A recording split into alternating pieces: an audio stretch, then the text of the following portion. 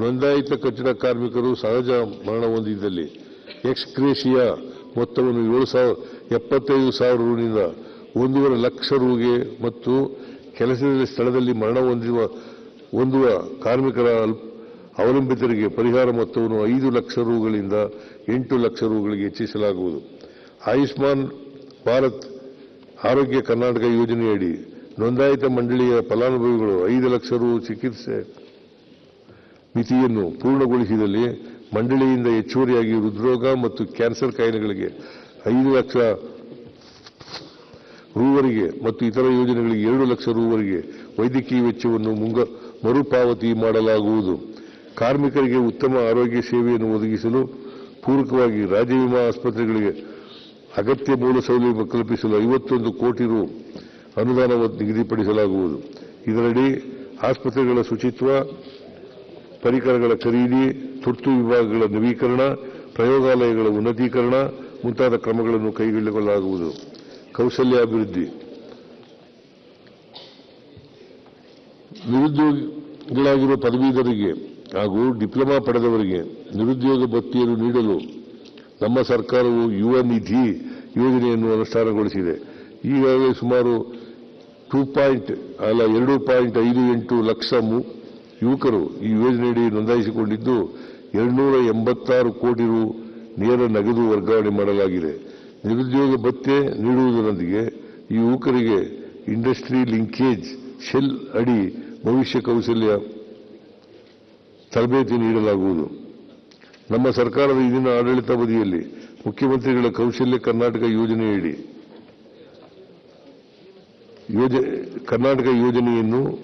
ಕೌಶಲ್ಯ ಕರ್ನಾಟಕ ಯೋಜನೆಯನ್ನು ಪ್ರಾರಂಭಿಸಲಾಗಿತ್ತು. ಪ್ರಸ್ತುತ ರಾಜ್ಯದ ಯುವಕರ ಉದ್ಯೋಗಾರ್ಹತೆ ಮತ್ತು ಉದ್ಯಮಶೀಲತೆಯನ್ನು ಇನ್ನಷ್ಟು ಉತ್ತೇಜಿಸಲು ಯೋಜನೆಯ ಮಾರ್ಗಸೂಚಿಗಳನ್ನು ಪರಿಷ್ಕರಿಸಿ CMKKY 2 ಜಾರಿಗೊಳಿಸಲಾಗುವುದು. ಈ ಯೋಜನೆಯಡಿ ಸಾಂಪ್ರದಾಯಿಕ ಕೌಶಲ್ಯಾಭಿವೃದ್ಧಿ ಕಾರ್ಯಕ್ರಮಗಳೊಂದಿಗೆ ಈ ಕೆಳಗಿನ ಉಪಕ್ರಮವನ್ನು ತೆಗೆದುಕೊಳ್ಳಲಾಗುವುದು. ರಾಜ್ಯದ ನರ್ಸಿಂಗ್ ವಿದ್ಯಾರ್ಥಿಗಳಿಗೆ ಜರ್ಮನ್, ಇಟಾಲಿಯನ್, ಸ್ಪ್ಯಾನಿಷ್ ಮತ್ತು ಇತರ ವಿದೇಶಿ ಭಾಷಾ ಕೌಶಲ್ಯ ತರಬೇತಿ ನೀಡಲಾಗುವುದು.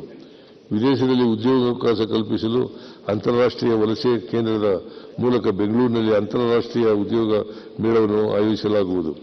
ವಿದ್ಯಾರ್ಥಿಗಳು ಭವಿಷ್ಯದಲ್ಲಿ ಸೂಕ್ತ ವೃತ್ತಿಯನ್ನು ಆಯ್ಕೆ ಮಾಡಿಕೊಳ್ಳಲು ಮಾರ್ಗದರ್ಶನವನ್ನು ಒದಗಿಸಲು ನನ್ನ ವೃತ್ತಿ ನನ್ನ ಆಯ್ಕೆ ಕಾರ್ಯಕ್ರಮದಡಿ ಸರ್ಕಾರಿ ಶಾಲಾ ಕಾಲೇಜುಗಳಲ್ಲಿ 2,30,000 ವಿದ್ಯಾರ್ಥಿಗಳಿಗೆ ವೃತ್ತಿ ಮಾರ್ಗದರ್ಶನ ನೀಡಲಾಗುವುದು. ವಿಶ್ವ ಕೌಶಲ್ಯ ಸ್ಪರ್ಧೆಯು ಪೂರ್ವ ಸಿದ್ಧತೆಗಾಗಿ ಆಯೋಜಿಸಲಾಗುವ ರಾಷ್ಟ್ರೀಯ ಮಟ್ಟದ ಇಂಡಿಯಾ ಸಿಲ್ಕ್ಸ್ 2026 ಸ್ಪರ್ಧೆಯನ್ನು ಬೆಂಗಳೂರಿನಲ್ಲಿ ಆಯೋಜಿಸಲು ಉದ್ದೇಶಿಸಲಾಗಿರುತ್ತದೆ. ಅಳಿವಿನಂಚಿನಲ್ಲಿರುವ ಪಾರಂಪರಿಕ ಮತ್ತು ಪ್ರಾದೇಶಿಕ ಕೌಶಲ್ಯಗಳನ್ನು ಮುಂದಿನ ಪೀಳಿಗೆಗೆ ತಲುಪಿಸಲು 2,000 ಅಭ್ಯರ್ಥಿಗಳಿಗೆ ಅಗತ್ಯವಿರುವ ಟೂಲ್ ಕಿಟ್ಗಳೊಂದಿಗೆ ಅಲ್ಪಾವಧಿ ತರಬೇತಿಯನ್ನು ನೀಡಲಾಗುವುದು. ಲಂಬಾಣಿ ಜನಾಂಗದ ಕಸೂತಿ ಕಲೆಯ ಬಗ್ಗೆ ತರಬೇತಿಯನ್ನು 1,000 ಅಭ್ಯರ್ಥಿಗಳಿಗೆ ದಾವಣಗೆರೆ ಮತ್ತು ಬೀದರ್ ಜಿಲ್ಲೆಗಳಲ್ಲಿ ಕೌಶಲ್ಯ ತರಬೇತಿ ಕೇಂದ್ರಗಳಲ್ಲಿ ನೀಡಲಾಗುವುದು. ರಾಷ್ಟ್ರೀಯ ಜೀವನೋಪಾಯ ಅಭಿಯಾನದ ಸ್ವಸಹಾಯ ಗುಂಪುಗಳ ಮಹಿಳೆಯರಿಗೆ ಜೀವನೋಪಾಯ ಚಟುವಟಿಕೆ ಕೈಗೊಳ್ಳಲು ತ್ವರಿತ ಸಾಲ ಸೌಲಭ್ಯ ಒದಗಿಸಿ ಆರ್ಥಿಕ ಅಗತ್ಯತೆಗಳ ಪೂರೈಕೆ ಮತ್ತು ಭದ್ರತೆ ಒದಗಿಸಿ ಉಳಿತಾಯ ಮತ್ತು ಉದ್ಯಮಶೀಲತೆ ಹೆಚ್ಚಿಸುವ ಉದ್ದೇಶದಿಂದ ರಾಜ್ಯ ಮಟ್ಟದಲ್ಲಿ ಅಕ್ಕ ಕೋಆಪರೇಟಿವ್ ಸೊಸೈಟಿ ಸ್ಥಾಪಿಸಲಾಗುವುದು. ಗೃಹಲಕ್ಷ್ಮಿ ಯೋಜನೆಯ ಯಜಮಾನಿಯರನ್ನು ಸ್ವಸಹಾಯ ಗುಂಪುಗಳ ಸದಸ್ಯರನ್ನಾಗಿಸಿ ರಾಜ್ಯ ಮಟ್ಟದ ಅಕ್ಕ ಕೋಆಪರೇಟಿವ್ ಸೊಸೈಟಿ ವ್ಯಾಪ್ತಿಗೆ ತರಲಾಗುವುದು. ರಾಷ್ಟ್ರೀಯ ಜೀವನೋಪಾಯ ಅಭಿಯಾನದಡಿ ಮಹಿಳಾ ಸ್ವಸಹಾಯ ಸಂಘಗಳಿಂದ 50 ಸ್ಥಳಗಳಲ್ಲಿ ಶಿಶು ಪಾಲನೆಗಾಗಿ ವಾತ್ಸಲ್ಯ ಕೇಂದ್ರಗಳನ್ನು ಸ್ಥಾಪಿಸಲಾಗುವುದು. ತಜ್ಞ ಚಿಕಿತ್ಸೆ ಪಡೆಯಲು ಸರ್ಕಾರಿ ಆಸ್ಪತ್ರೆಗಳಿಗೆ ಆಗಮಿಸುತ್ತಿರುವ ಬಡ ರೋಗಿಗಳು ಮತ್ತು ಅವರ ಆರೈಕೆದಾರರಿಗೆ ವಿಶ್ರಾಂತಿ ಗೃಹಗಳನ್ನು ಸ್ಥಾಪಿಸಲಾಗುವುದು. ಇಂದಿರಾ ಕ್ಯಾಂಟೀನ್ಗಳ ನಿರ್ವಹಣೆಯನ್ನು ರಾಷ್ಟ್ರೀಯ ಜೀವನೋಪಾಯ ಅಭಿಯಾನದ ಸ್ವಸಹಾಯ ಸಂಘಗಳ ಮಹಿಳೆಯರ ಮೂಲಕ ನಿರ್ವಹಿಸುವ ವ್ಯವಸ್ಥೆಯನ್ನು ಪ್ರಾಯೋಗಿಕವಾಗಿ 10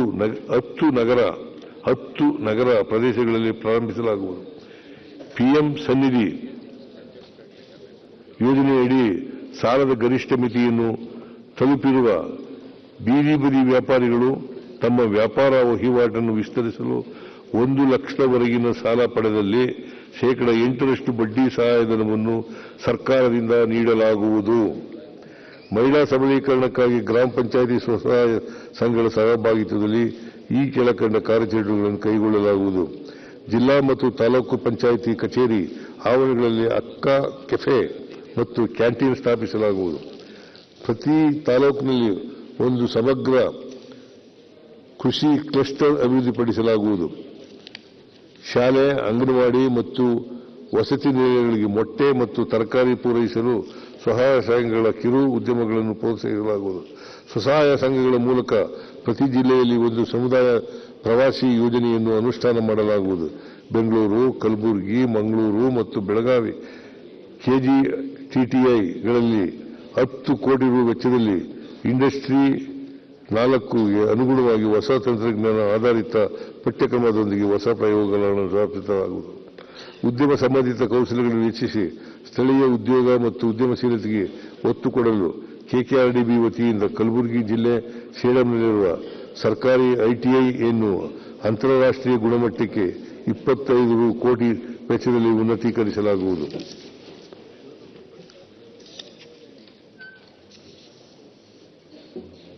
ಕಳೆದ ಸಾಲಿನ ಆಯವ್ಯಯದಲ್ಲಿ ಘೋಷಿಸಲಾದ ಕಲಬುರಗಿ ಜಿಟಿಟಿಸಿ ಬಹು ಕೌಶಲ್ಯ ಅಭಿವೃದ್ಧಿ ಕೇಂದ್ರಕ್ಕೆ 60 ಕೋಟಿ ರು ಹಾಗೂ ಕೊಪ್ಪಳದ ತಳಕಲ್ಲಲ್ಲಿರುವ ಕೇಂದ್ರಕ್ಕೆ 90 ಕೋಟಿ ರೂಪಾಯಿ ಅನ್ನು ಕೆಕೆಆರ್ಡಿಬಿ ವತಿಯಿಂದ ಒದಗಿಸಲಾಗಿತ್ತು.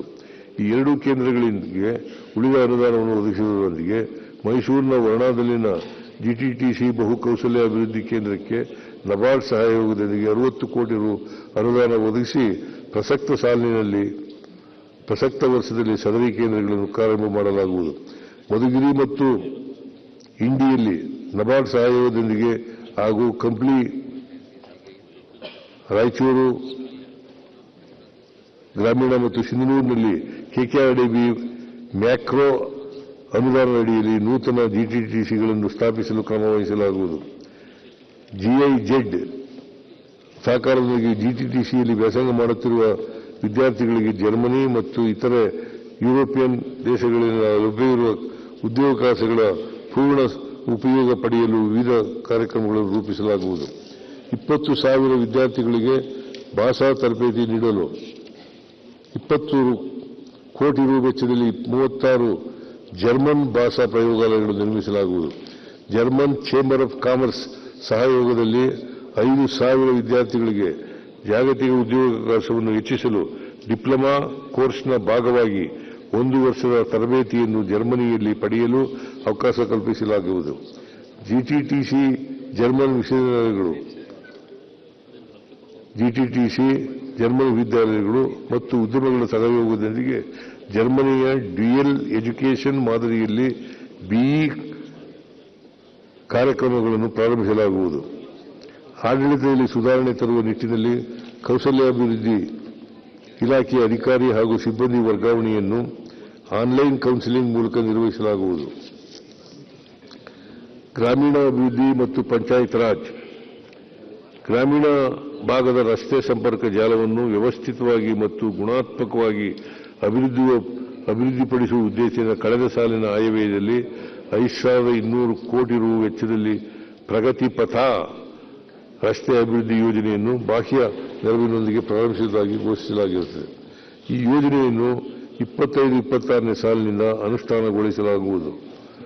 ಜಲಜೀವನ್ ಮಿಷನ್ ಯೋಜನೆಗಾಗಿ ಇದುವರೆಗೆ ಕೇಂದ್ರ ಸರ್ಕಾರದಿಂದ 11,787 ಕೋಟಿ ರೂಪಾಯಿ ಮತ್ತು ರಾಜ್ಯ ಸರ್ಕಾರದಿಂದ 20,703 ಕೋಟಿ ರೂಪಾಯಿ ಬಿಡುಗಡೆ ಮಾಡಿರುತ್ತದೆ. 24-25ನೇ ಸಾಲಿನಲ್ಲಿ ಕೇಂದ್ರ ಸರ್ಕಾರದಿಂದ ಬರಬೇಕಾಗಿದ್ದ 3,800 ಕೋಟಿ ರೂಗಳಲ್ಲಿ ಕೇವಲ 571 ಕೋಟಿ ರೂಪಾಯಿ ಮಾತ್ರ ಬಿಡುಗಡೆ ಮಾಡಿರುತ್ತದೆ. ಯೋಜನೆಯನ್ನು ಶೀಘ್ರವಾಗಿ ಅನುಷ್ಠಾನಗೊಳಿಸುವ ಹಿತದೃಷ್ಟಿಯಿಂದ ರಾಜ್ಯ ಸರ್ಕಾರದಿಂದ ಮುಂಗಡವಾಗಿ 8,400 ಕೋಟಿ ರು ಬಿಡುಗಡೆ ಮಾಡಲಾಗಿರುತ್ತದೆ. 25-26ನೇ ಸಾಲಿಗೆ ಯೋಜನೆಗಾಗಿ ರಾಜ್ಯ ಸರ್ಕಾರದಿಂದ 6,100 50 ಕೋಟಿ ರೂಪಾಯಿ ಒದಗಿಸಲಾಗುವುದು.